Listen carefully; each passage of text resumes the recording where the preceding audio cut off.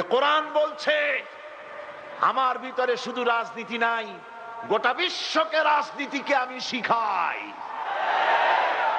অর্থনীতি শিখাই, পৃথিবী চলবে কিভাবে তা আমি দেখাই। এই জন্য এই কোরআনের আসল মুফাসসির তো আমি নই।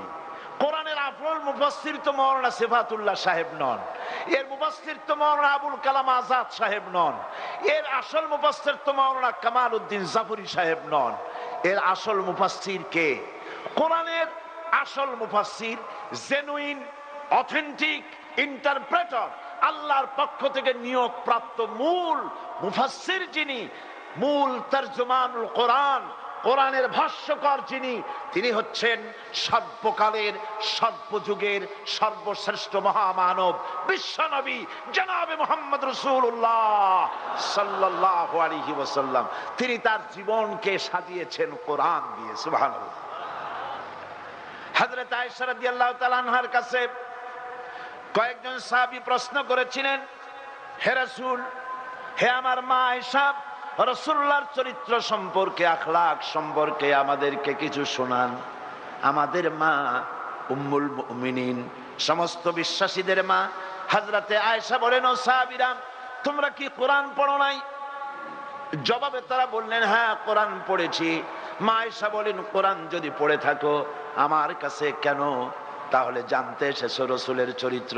কোরআন শরীফে যেটা পড়েছো তার বাস্তব নমুনা যদি দেখতে চাও তাহলে আল্লাহর নবী মুহাম্মদুর রাসূলুল্লাহর দিকে তাকায়া দেখো।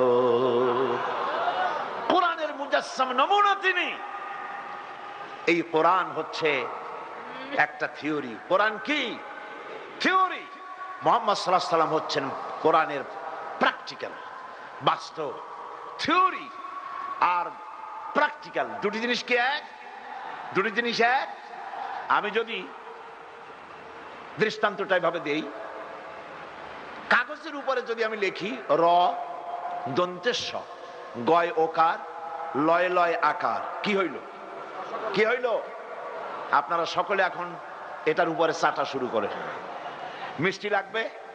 আপনারা বলবেন যে আপনি একটা ফাঁকি দিচ্ছেন, এ মিষ্টি লাগবে কেন? ওটা তো আপনি লিখছেন, এর মধ্যে দুধ নাই, চিনি নেই। ঠিক আছে, আমি লিখলাম দুধ, চিনি, দুধের ছানা, চিনির শিরা, এলাচি, সুগন্ধি, গোলাপ পানি, যা যা বানায়, যা দিয়ে বানানো হয় সবটা লিখে দিলাম, কাগজটারে গোল বানাই দিলাম। এখন চষেন, মিষ্টি লাগবে? লাগবে না, কারণ আপনি থিওরি চুষতেছেন। কি চুষতেছেন? থিওরি। এটাকে যদি আমি সত্যি দুধ কিনা ছানা বানাইয়া চিনির শিরা